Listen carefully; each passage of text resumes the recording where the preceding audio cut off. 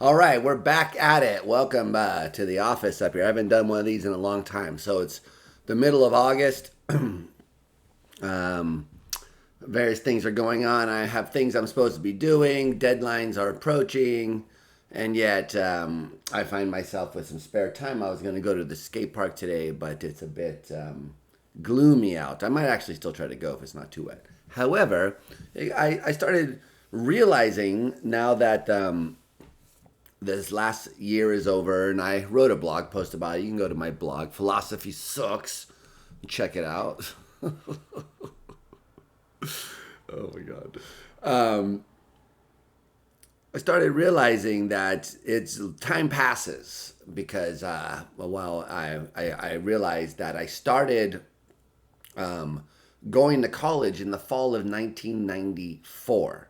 So I randomly occurred to me. I looked it up just to be sure because I was like, "Wait, is that right?" And it was like, "Yes." I took my very first class at a community college in 1994. I actually have the transcripts here, and I can see that in my very first semester, a fall of 1994, I took World Cultures, Intro to Philosophy, and Intro to Psychology. Um, so kind of my tastes were evident, and it's interesting because I guess back in that time, if it was 30 years ago, I was 34 already at that time.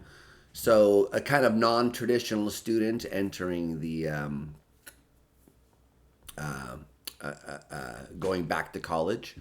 And I became aware. I started going to school because I became aware of a program that would help kids like me.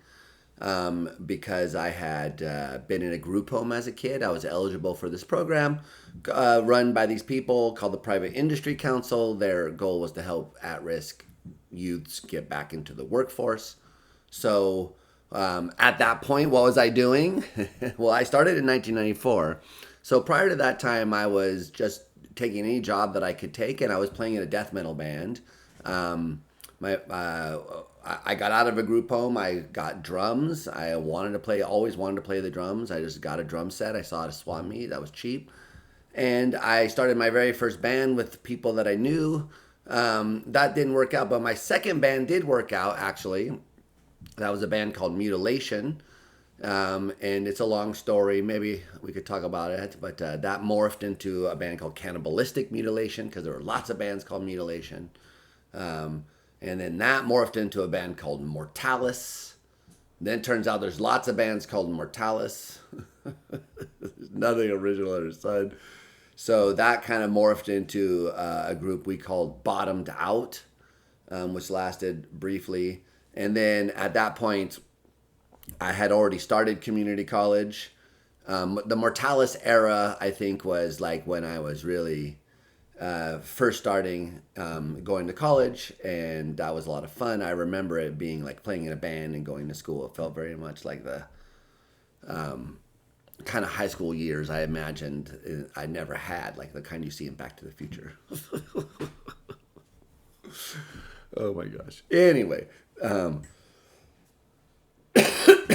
the point though is that during that time I was playing in a death metal band. We were playing lots of shows um, around town at the place that we lived, and I was studying philosophy. If you look at my transcript, it's funny because I actually dropped out of the psychology class and stayed in philosophy. There's a reason for that, but so that was 30 years ago, fall of '94. So I guess 31 years ago technically. So we're starting the 31st year in the fall, but we're actually at the end of 30 years. So I'm still going to say 30 years ago. So 30 years ago, I was just starting out playing in a death metal band. And sadly, there are no recordings that I have of any, there's no evidence, as far as I know, of any Mortalis or Bottom Out related activities. There was once a video of a house party that we played at, and it had a video of a mosh pit, and there was a guy who flew through the sliding glass door. I remember I dropped a stick at one point and I just kept doing a blast beat with one hand and picked it up. I saw that in the video. But it was online briefly back in the early 2000s, and then it got taken down and then it got lost. So it never got really fully digitized. So I know there were some videos of shows that we played. And I saw someone say online that they had a recording of Mortalis, but I reached out to them. They never responded to me. There may be reasons for that. Who knows? So anyway, I don't have any recordings. It's all lost to history, unfortunately. Not that it would be any great contribution to society to have those attempts of mine to play death metal. But the one thing that did survive, interestingly enough, is a demo that we recorded with the band Mutilation. And I have put that up on my YouTube channel. I have it up there. You can listen to it.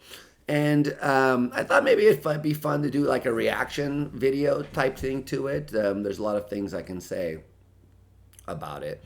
So at that point, I think we recorded it in 91 or 92. So, you know, if you want to know the official timeline of these things, I think I graduated high school in 1989 and then started playing drums like within a year or two after that. By 1990 or 91, I had my drum set. So by the time I was recording this demo we're about to listen to, I had been playing the drums for maybe 2 years, a year and a half. Not very long, actually. And that's why it bums me out, because later I actually got a little bit better. I mean, I never was a great drummer, as anyone who knows me knows. But, you know, I got better. But all of that is lost, sadly. So what was preserved is this snapshot of right when I started out, basically. And what I started out doing was I bought the drum set. I didn't even know, I never had a lesson, never studied music. I just knew what I liked and tried to play like that. So, you know, I like Slayer and was getting into Cannibal Corpse and Deicide and things like that. So I was trying to play, and Suffocation. It recently occurred to me that I never really discovered the gravity blast beat. I had kind of seen at concerts and stuff people using their right hand and doing blast beats, but I never got the idea of bouncing it and kind of controlling that bounce. Now with YouTube, I can do it. If I had YouTube back then, I would have.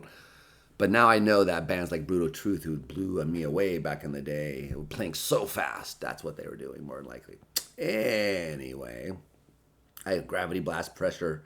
What are they called? Anyway, you know what I'm talking about. It doesn't matter. And if you don't, you don't care. Yeah. So anyway, so I have this recording here that I want to react to. And at this time, I had been playing drums for a couple of years. I was working at a Burger King. I was the manager of that Burger King. I'd started out as a cook and worked my way to cashier and then cashier to manager. I was now the night manager. That night manager allowed me to work from 5 in the afternoon till 2. That gave me the daytime to do stuff, and then weekends for bands and lots of practice time during the day and stuff like that. So that's cool. We had a rehearsal space. There was a little community out there. It was kind of there's a lot of death metal bands out there. And so there was this recording studio that people were going to, and it was actually where this band Deeds of Flesh recorded their first offering, Gradually Melted. And if you don't know about Deeds of Flesh, they're kind of a big success story from the area where I was at, a local band that's gone on to do great things in that scene. I guess you would say brutal death metal is their genre. I was never really super into brutal death metal. I like it, but I was more. I found out that I like slam a lot, and I can see why it traces back to certain songs from Suffocation that I used to really like. And so anyway, I didn't know that. I found this out later. I didn't know that time. Anyway, but I like slam a lot, and I like more crunchy, grindy, like kill you sort of riffs, make you want to stomp and break things. Like one of the most extraordinary pits I was ever in was at a Sepultura concert. So they aren't the fastest, most brutalist band, but their riffs are just grindy and rhythmic and make you want to stomp. Anyway, I'm getting very distracted. So At this point, those were my main influences, and I met some people, just long story, through some other people, and they happened to be musicians, and one of them was a drummer, and I don't know, he would often have me jump on the drums, and he would jump on the vocals, and eventually he kind of just gravitated to doing that all the time, and I kind of took over on the drum spot. And for me, I was like self-taught. Like all I knew was I would listen to things and try and duplicate them, and then play around with things and try and do that. But I didn't have any idea about like what the job of a drummer was. I didn't think about it as keeping time. I didn't know about rudiments. I didn't know about like technique. I had no clue about any of that kind of stuff. Looking back on it, it's really quite amazing to me how ignorant of all that stuff that I was. Like I remember setting the drums up and just putting my hands the wrong way and trying to be like, no, is it like what? How do you know where they go? I asked someone and they were like, you put it how it feels comfortable. And I was like, but how do you know what's comfortable if you don't know what you're doing? So you just experiment a lot. Anyway, I got distracted. The point was there was this rehearsal studio, and the rehearsal studio, recording studio. And it was where Deeds of Flesh had recorded, and I guess some other death metal bands had recorded there. And it was run by this guy named Thomas Jingle. I remember him. And so I was working at Burger King, and it was the first time that I, got promoted to night manager, and it was the first time I had a salary. So this was 1990 or so, 91. I had a salary as opposed to hourly wage. So I had like money, and I didn't really know what to do with it. So, and I was like, maybe just about to be 30 or just had turned 30 or somewhere in that area. So I was like, okay. And I thought, well, we got some songs, like it'd be fun to go and record. And I had this money, so I was willing to pony up like most of the recording fees. And the other bandmates contributed, but I paid for most of it. And we even made inlays, for cassettes. This is old school, man, in the 90s. So we did all that. It was really fun. And going to the Moon Studios, it was really cool to be there. It was the only time I've ever really been, well, one of the only, I've been a couple times, but one of the only times I've been in a professional recording studio, and really the only time I've been in one that has like a separated drum room, that's a separate room that you see through windows and what the other people are doing and track the drums separately. And it was a whole experience. It was very cool. So what happened was we ended up with this 4-song demo that we recorded, and the songs were mostly written by the bass player and the guitar player, and then with some arrangement contributions from me and the vocalist, and then I wrote lyrics. And that's what prompted me to think about this, is because in many ways, these lyrics are the first thing that I had published because they were in this cassette. And now we had this cassette recorded, at this demo from this well-known studio. It sounded okay. I'll show you a second. And so we never got like a recording deal or anything, but we got a distribution from this record company, I guess, or whatever. They're called Wild Rags Records, and we thought it was really cool. They were like, we'll distribute your stuff. So they put an ad out, and they were trying to sell like copies of our cassette. Turns out they were a total scam, and they had real bad reputation. As fleeced as far as I could tell, and they were just like a factory for like sucking up bands and trying to make money. But we thought it was cool at the time, and that was our big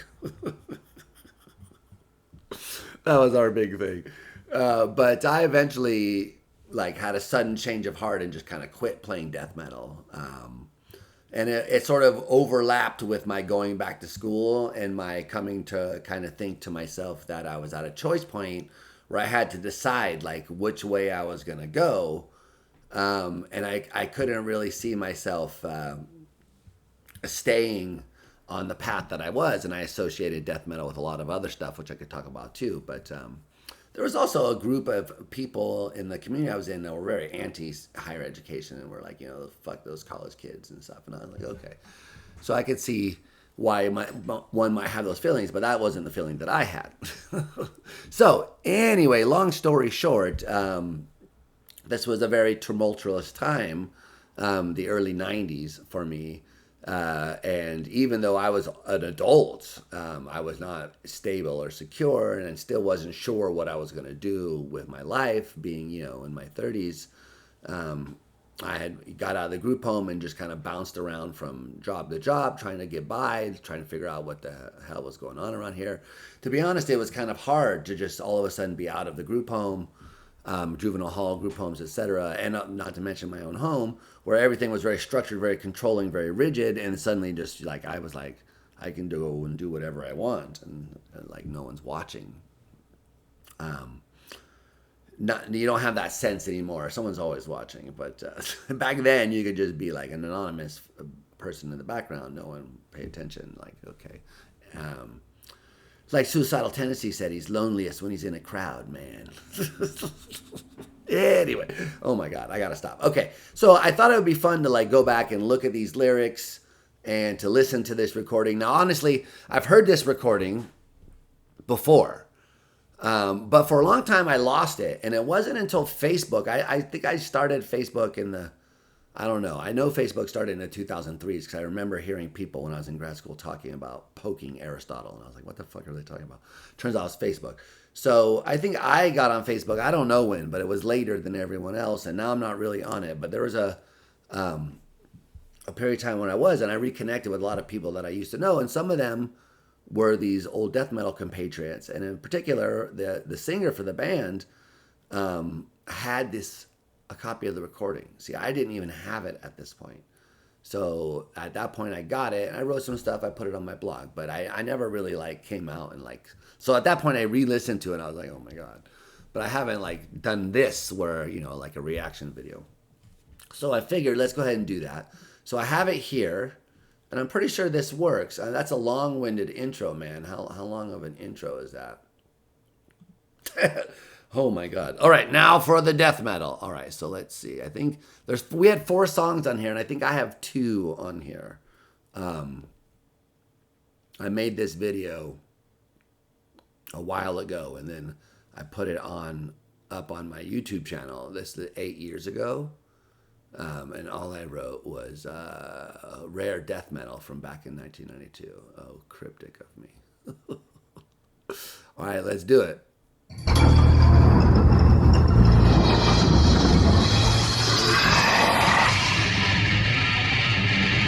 All right, so while we're listening, so that logo right there says Mutilation.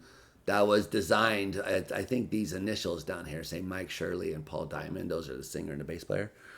So it's cool. I always like this design, the mutilation with the skull and the kind of tribal-esque slashiness. In fact, I had a tattoo of this. But it turns out there are other bands called Mutilation, so we had to change it. But I always thought this was a cool logo. Death metal logos can be really ridiculously look like gore splatter. I think that's kind of the point where you can't read them. I always liked ours because it was legible. All right, hold on. But that's a guitar.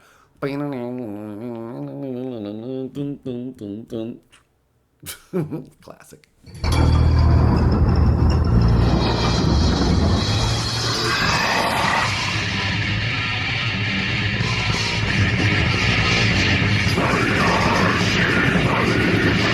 Okay, so this is the cover that we called it Molesting the Remains. And this is a picture of an actual tomb that's in the cemetery of the town we lived in. So ridiculous. I think you can't see in this picture, but I think we're standing in the doorway right here. Whoever this is, I have no idea. I have no idea. By the way, let me just say,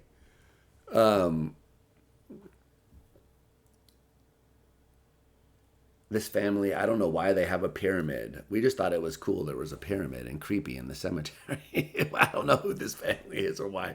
So I apologize in my old age. Now look at this. I'm like, oh, I don't know who these people are. But molesting the remains was just, the goal.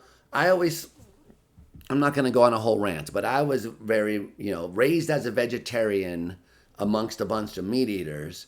The thing that I always liked about death metal, was that it kind of made the point about meat being meat very explicit. It's like animal meat, human meat. Meat is meat. Like if you would be shocked if people were eating chopping up corpses and, talking about boiling fetuses and drinking the soup and stuff. And yeah, that's what we do to animals. And so to me, I always connected that way. And plus, I just liked, that kind of, I liked gore and those kind of movies. Although, honestly, not real gore. Like, we had to watch Faces of Death and all that kind of stuff. I was never really into that stuff. I mean, I had to see those things, but... and the kind of horror movies I liked were like comedy ones, like Dead Alive, and the Evil Dead franchise. Those things are like brutal, but they're hilarious. They're comedy, dude. It's like ridiculous. Bad Taste by same guys, Dead Alive. So those are the kind of, and there was a lot of other examples of that. So the real, like, by the time like Saw and stuff came out, I was like, dude, I don't want, this is just like torture porn. Like, I don't want to watch that kind of stuff. To me, it's like, oh god. But like Dead Alive, it's a brilliant movie where the intestines come alive and chase you around. But brilliant. But now I'm getting really distracted. But I knew that he was a brilliant director. When we watched those movies back then, I was like, this guy, yes, it's a gore movie, but this movie's so well done. And then it turned out, yeah, he's Peter Jackson. Like, he's like went on to be one of the most famous directors of all time. But we knew back then, man, we knew from Bad Taste. He had that misstep with the Frighteners, and we were like, what the fuck is this? But, oh my God. Anyway, so we had 4 tracks. Let's see, Cry From Below and Deceased Vision. So this first one is Deceased Vision, and then I think I have Cry From Below. Then we have Deny the Cross and Random Acts of Violence. I don't think I have those on here. It says all music decomposed and arranged by Mutilation. Decomposed, ha ha ha, yuck, yuck, yuck. All right, so commentary enough. We got to actually listen to this, or this is going to take forever. Hold on. So I'll actually be quiet.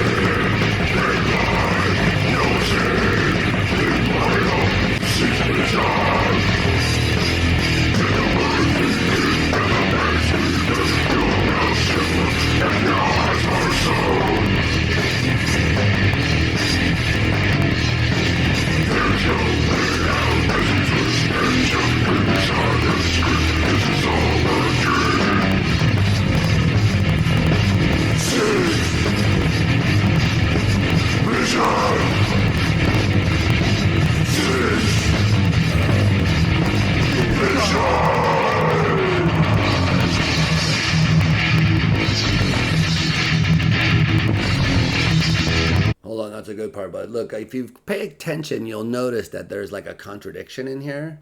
I noticed this when I put this up. So here's the dudes. That's me. So it says produced by Thomas Jingle, or however you say his name. We call him a psycho extraordinaire. Recorded at Moon Productions. Okay. Cover photo by John Walker. All lyrics except Deceased Vision and Deny the Cross by Richard Brown. So all lyrics except Deceased Vision and Deny the Cross are by me, it says. But if you look back here, Cry From Below, lyrics by Mutilation.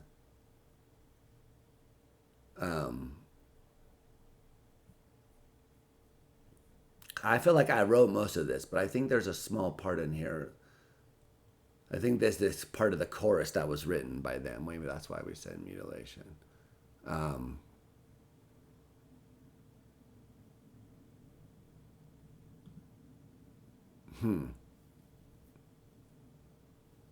Anyway. Oh, wait. Oh. You're going to hear my backing vocals here in just a second.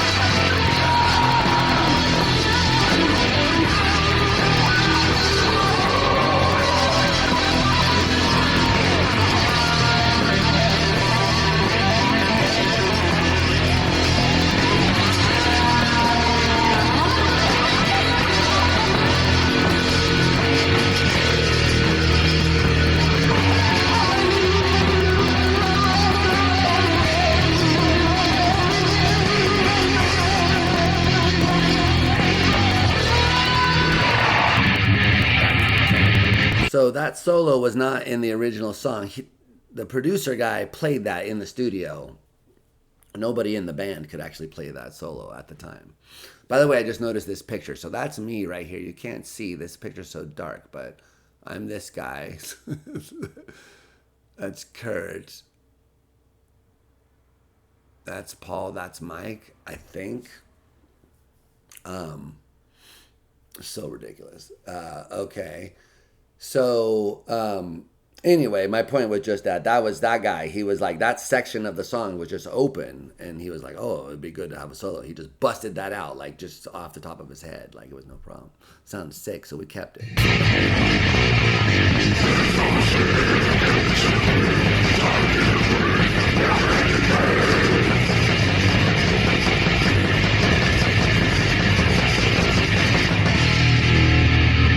You may also notice we didn't use a click track. This is all just playing live and then keeping the drums. And I didn't play it perfectly either. I hear mistakes I'm making here as I'm listening to it. But we only had a certain amount of time that we paid for, and we had to get this done. And so when we had to get the drums done, then they take that, and then they start layering the bass, the guitars over in the vocals, and adding effects and the mixing and everything. So everything takes time, everything takes money. So yeah, the drumming's not perfect. Like I said, I was just a beginning drummer too. So anyway, I like this next part though.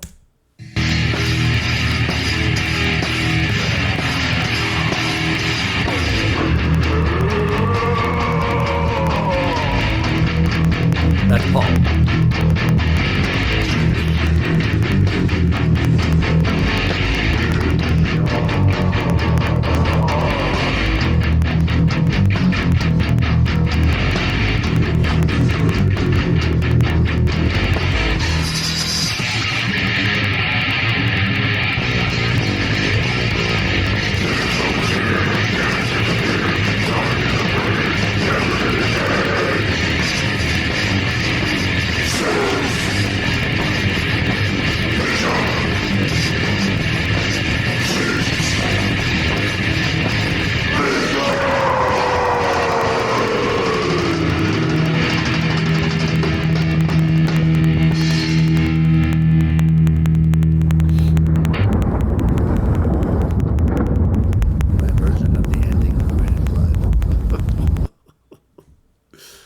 All right, so this is Cry from Below. So these lyrics I feel like I actually wrote. I remember like what I was kind of thinking when I wrote these. So let's check them out. Now remember that when I was writing this, I had just got out of a group home. I ran away from home when I think I was, the timeline's fuzzy. I think I was 15. I got arrested, put in a group home, ran away from the group home, back to juvenile hall, put in a different group home, fought, put in juvenile hall, different group home. I think I was 4 different group homes, maybe 5, 4, maybe 3, somewhere in that area. A lot of different group homes, different juvenile halls. Finally got out, and then I was working in fast food. I started at McDonald's and Burger King. I worked at A&W. I had other jobs in retail, as a cashier here and there. So, that was what I was doing, and playing in a death metal band. So that was kind of what was going on. So remember that I was... Oh, God, here we go. Okay, so you can see what it says already. It says, overcast, lifeless, world of the dead, trapped, eternally, murdered in my head. Sights below, different than foreseen. Visions of the past, never-ending dream. So I was kind of writing like a poem or like a story. Not really a story, but like loosely associated thoughts. But basically the idea was simply that I was trying to describe like the way I felt and my mindset at the time. It was the overcast and lifeless part was like reminding me of being in the heavy fog. World of the dead, just everyone's zombie going about their day-to-day life. And I say trapped eternally, murdered in my head. I mean, like I'm just stuck in this world I don't understand. Feels like forever, But in my head, I feel like I'm being held down. Like I can't quite get my thoughts together. Now the sights below different than foreseen. Specifically, I remember writing that line because at the time, remember, I was raised by a very religious person. I reacted by being very skeptical and being like I just didn't believe it at all, being forced upon me. I became interested in being rebellious towards that. I sort of looked into Satanism. I read the Satanic Bible, and it just wasn't what I expected. It was like what I would nowadays call egoism. It was more about glorifying the self. It wasn't, and it was more about just rebelling against the norms of the time that Anton LaVey saw embodied in Christianity. Paradoxically, interestingly enough, he later went on to rail against LSD and hippie culture. So I think he was more just against whatever conformity to the overarching culture when he wrote the Satanic Bible. And I didn't really like it. Very later when I studied philosophy, I realized, it reminds me of Nietzsche, it reminds me of Ayn Rand, it reminds me of these things that I don't want to be associated with. So I was never really all that interested in it. And the things that I like, the darker side of things that I'd always been interested in, was being a part of it wasn't the same as I thought. So I felt trapped in this kind of recurring, endless cycle. That's why I wrote Visions of the Past and This Never-Ending Dream. It was like this cycle. I didn't really know what was real. I couldn't tell. I was, when I was young, I was very accepting of the supernatural. My parents taught me that it was real, and I was very accepting. I thought this God character was kind of an ass, and I just didn't really believe there was such a person who had those kind of characteristics. But I was like, maybe there's these other creatures, Satan, angels, devils, who knows? So I was open to that kind of stuff, and it just kind of seemed to me I didn't, at this point in time, I was moving away from that. I wasn't going to be like a Satanist who really worshiped an actual devil and evil. That's not what I wanted. I wasn't going to be someone who just rebelled against Christianity to be part of it, not just being part of the system still, it felt like to me. So it was like, yes, I was having these reliving things that had happened to me in my past, issues with abuse from my childhood, etc. And I just felt like a very hopeless state of mind. So that's this first verse. It kind of continues on the general theme of angst. Oh God, such ham bone writing. But this is the way I like to write, like this. I remember in high school once we were supposed to write a poem, and they gave us a bunch of prompts, and it was like, I am blank, I feel blank, I want blank, and you're supposed to fill in the words. And I got very dramatic, and I just rewrote the prompts, and I was like, I am, I feel, I want. The teacher was encouraging of me, but yeah, poetry's never been my thing. But anyway, so this is my first publication, guys. Oh, and the music is, I think I remember this beat, coming up with this beat was very big deal for me.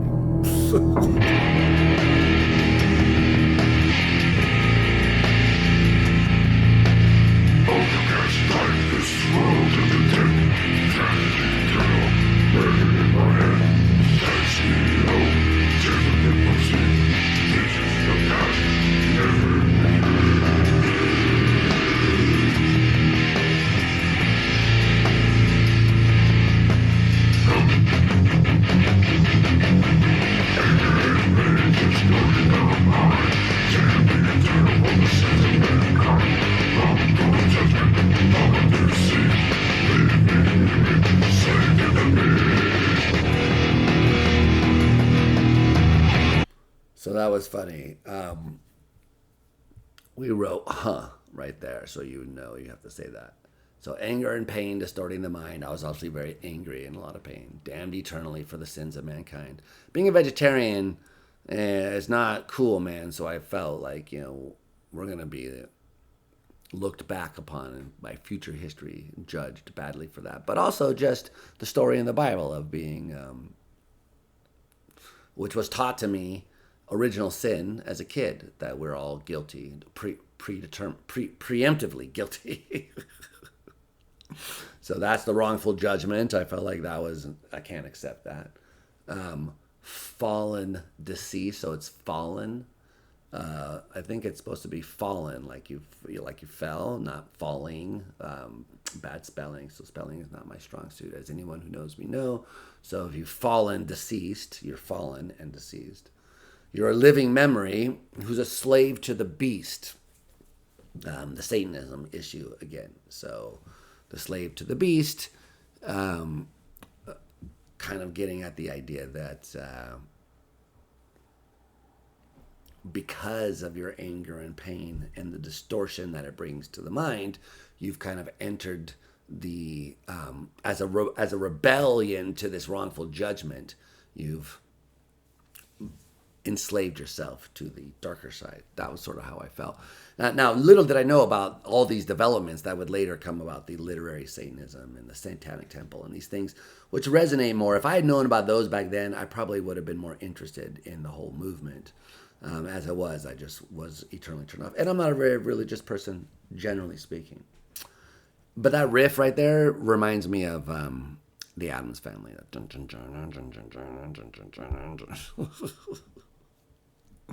Oh gosh, it's classic. Okay.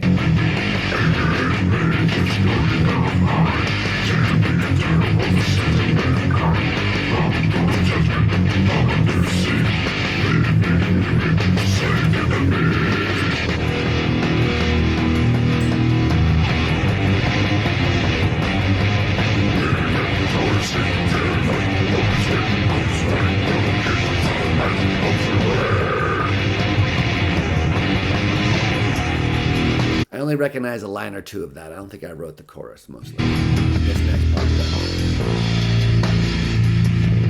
so you can see it says damnation, betrayal, infinite scorn, reprisal, salvation, life reborn, follow the light of judgment revised, given the truth, a path of all lies. Oh, I was a poet and I didn't even know it. Oh my gosh. So damnation, betrayal, infinite scorn. That's kind of the way I felt about like what happened to me and the way the world was, growing up in the household I did, the abuse that I suffered, what I saw, then the world in general, just, the way animals are treated, the way humans are treated, war, all that stuff. I just had scorn for the world and the way that it was.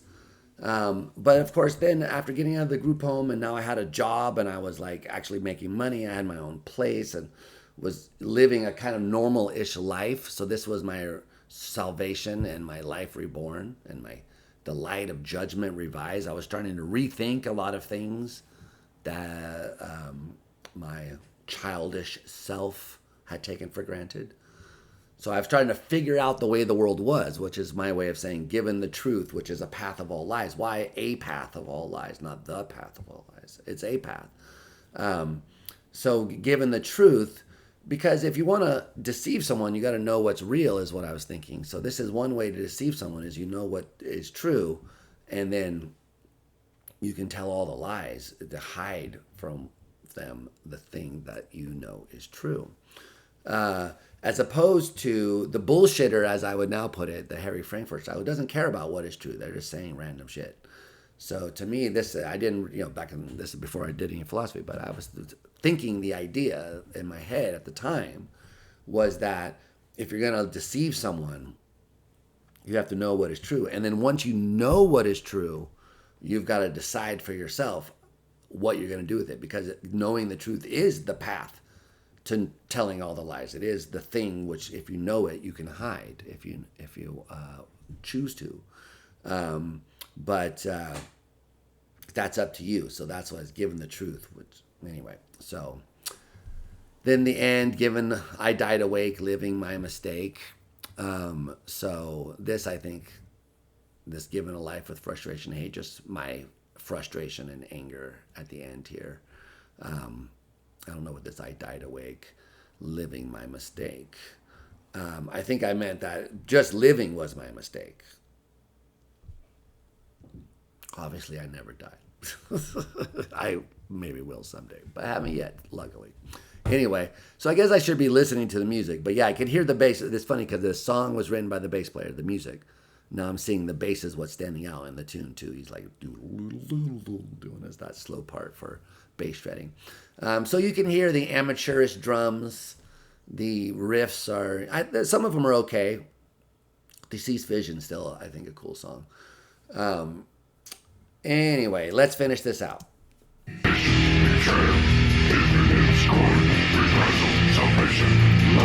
Hold on, we're supposed to listen.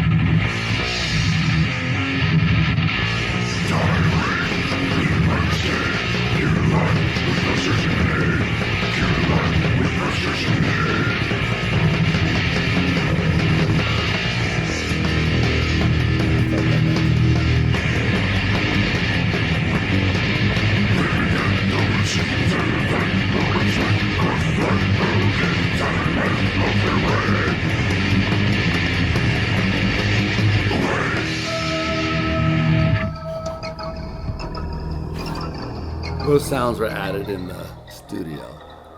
I think actually this may have been first on the album, correct? Yeah. I don't know. Anyway, okay, that's classic.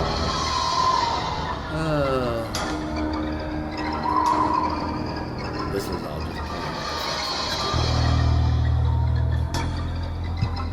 besides the bass. Okay. Oh, a medic. That's my friend's band. What is this playlist over here, by the way?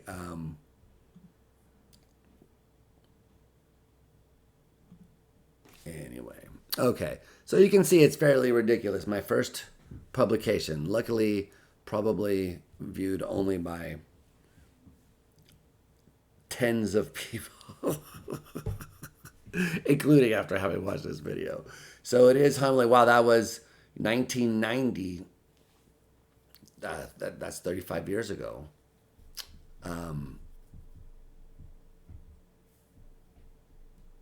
Wow, 35 years ago. So yeah, 1990 was 35 years ago, and that's when I was writing those lyrics and playing those tunes. So it, like I said, it's too bad nothing else survives, but it's kind of fun to look back on those things and to note the kind of things that are interesting, like the Deeds of Flesh stuff. And there's all kinds of stuff that from that period in time that are very interesting. But we'll have to save those for another day.